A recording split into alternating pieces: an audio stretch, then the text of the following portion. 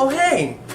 Welcome. I didn't see you there. My name is SMRO David and I'm the SMRO of Eichhoff Hall. Today is a very important day because we will be performing a building walkthrough. Our objectives are how to properly conduct and report a building walkthrough, to understand the differences between work orders and laundry room request forms, and also lounge inventories. It's important for a building SMRO to know how to properly conduct a building walkthrough to see if the building is safe and suitable for residential living. So let's begin. To begin, make sure that you have the most up-to-date forms. First, you are going to need an inventory list of furniture pieces that belong to each lounge within the building. This is important because we can double check if residents are taking outside furniture to their room, which is a violation of residential education and housing policy for on-campus living. Secondly, you should also inquire a facilities checklist. This document is used in order to check whether or not things work properly within your building. These documents may be created by you during your SMRO training or by your resident director. You will find these two documents that are used during this training module on the website. After you have these two documents, grab your handy dandy clipboard and follow me. Before we start our walkthrough, understand that this demonstration may be different from yours because, for example, Eichhoff Hall does not have miscellaneous pieces of furniture like pianos or projectors, so it's your responsibility to contact your resident director to find out what's special within your building.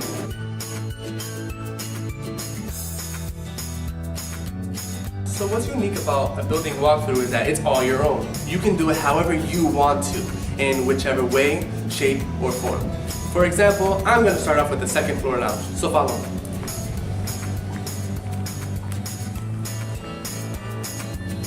As you can see, our second floor lounge is used by a lot of residents. So, utilizing your inventory list, you may see that we have one TV, we have about 6 couches, 2 study cubicles, as well as 3 rectangular chairs.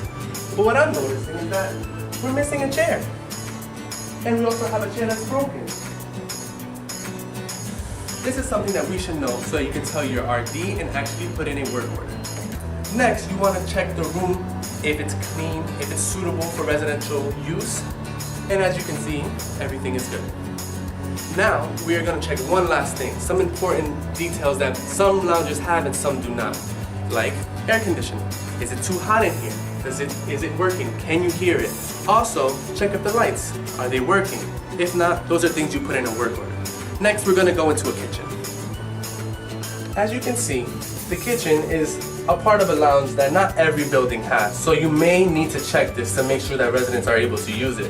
First thing you want to see is the state of the kitchen. Is it clean? Can we use it? Can residents use it? If not, you may need to contact your resident director and also email your residents to keeping a kitchen clean. Also, you would like to check if things are working, like the faucet. Does this turn on? The light turns on, that means our stove is working, as well as the microwave.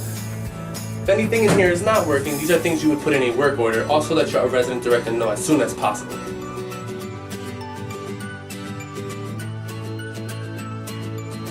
Another room that we would have to check is our laundry room. This is the most used place within our residential building.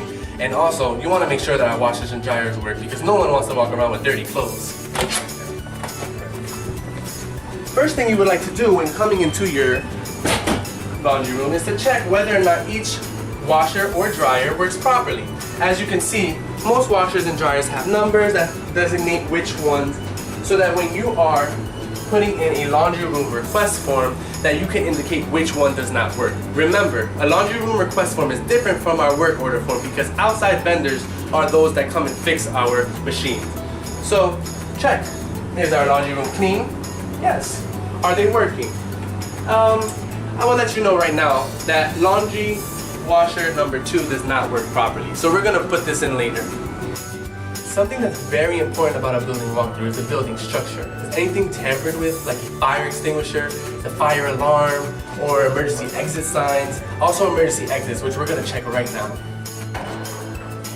As you can see, in Eichhoff Hall, our emergency exits are located on the C-store side and the 1855 side. If you hear a ringing noise, which we do not currently hear, then you know that our emergency exits are not open. If you hear a ringing noise or a beeping noise, you want to get your magnetics key and lock the doors and know the time and tell this to your resident director.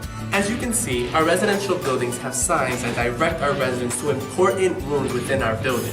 our laundry room is pointed that way. But as you can see, there's no sign that shows where our community advisor is or our student manager of residential operations. So I'm going to talk to my staff members and make sure that we get a sign created so that residents can go to whichever room that they need necessary. One thing that you would like to check is if your elevators work. Not all residential buildings have elevators, but a lot of them do. So you want to make sure that they're working properly so that our residents can get from rooms to rooms and floors to floors when necessary. As you can see during our demonstration of the building walkthrough, that your building walkthrough would be a little bit more extensive when you go through each floor and each lounges within your building. Just remember that you want to make sure there are items that are working properly, like chairs, lights, doors, TVs, any things that are used in common areas, washing machines, dryers, and the building structure like emergency exits, fire extinguishers, and fire alarms. You would also want to make sure your elevators are working and that the building is user-friendly. If you have any more questions, talk to your resident director and have a safe and happy training.